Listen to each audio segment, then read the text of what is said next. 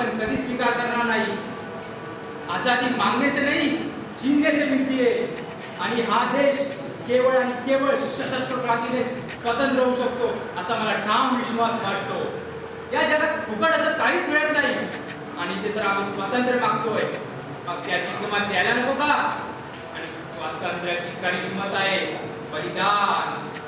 म्हणून मी तुम्हा सर्वांना आव्हान करतो की तुम मुझे खून दो मैं तुम्हें आजादी दूंगा, तुम मुझे खून दो मैं तुम्हें आजादी दूंगा। आजाद हिंद की जय, आजाद हिंद की जय, आजाद हिंद की जय। आणि ते ज्याने सत्य आणि अहिंसेच्या मार्गावर चालून संपूर्ण विश्वाला एक स्वातंत्र्याचा नवीन रस्ता दाखवला। सत्य अहिंसा का पाठ पढ़ाया, देश को स्वावलंबी बनाया, बिना शस्त्र उठाए स्वतंत्रता की मशाल जलाई। राष्ट्रपिता कहलाए वो, बापूजी ने सब भुलाए वो, बापूजी ने सब भुलाए।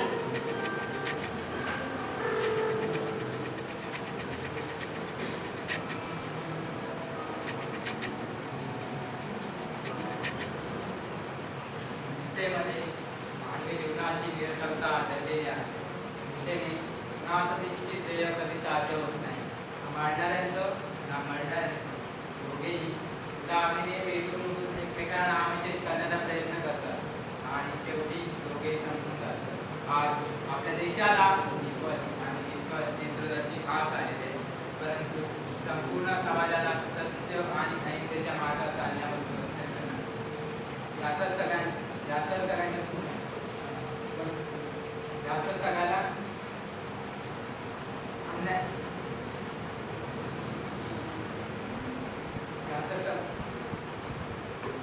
आज आपला देश हिंसेवर ना मारण्यानंतर ना म्हणणं दोघे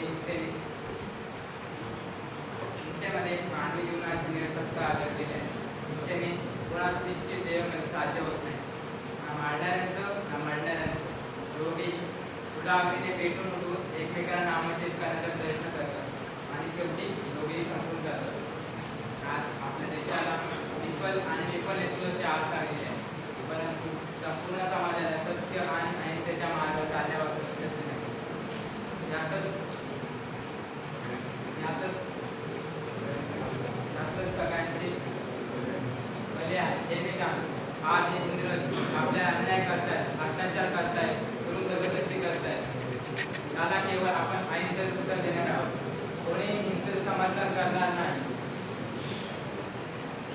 आज या यज्ञकुंडामध्ये आपण परदेशी कपड्याची ओळी करून परदेशी कपड्याचा स्वीकार करणार आहोत। आपण इंग्रजांनाही दाखवून द्यायचे आहे तुम्ही किती आमचा अन्याय केला, अत्याचार केला, करून जबरदस्ती केली, तरी आम्ही अहिंसा कधी सोडणार नाही। आम्ही आमरण उपोषण करून या मातृभूमीला स्वातंत्र्य करू।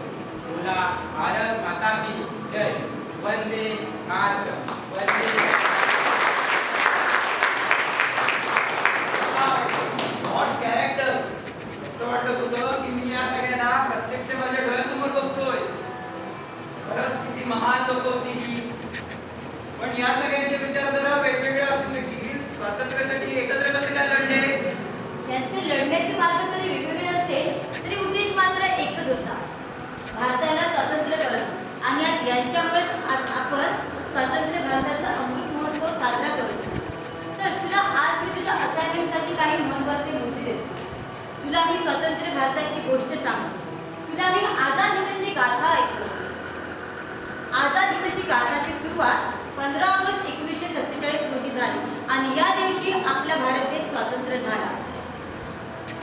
आणि डॉक्टर बाबासाहेब आंबेडकर यांनी लिहिलेल्या संविधान याच दिवशी म्हणजे 26 जानेवारीला लागू केले। सगळ्यांना समान न्याय, समान अधिकार आणि आपल्या सगळ्या नागरिकांच्या हातात हे अधिकार देऊन भारत बनला जगातील सर्वात मोठी लोकक्रांती। स्वतंत्र भारताच्या पहिल्या निवडणुकीमध्ये सगळ्या भारतीयांनी आपल्या मतदानाचा हक्क बजावून आपल्या अधिकाराचा उपयोग केला आणि भारत बनला जगातील सर्वात मोठा लोकतंत्र। आणि या लोकशाहीमुळे आपल्याला मिळाली पहिली भारतीय राष्ट्रपती, पहिली राष्ट्रपती महिला आणि पहिली आदिवासी राष्ट्रपती महिला। क्रांतीने स्वातंत्र्य मिळवून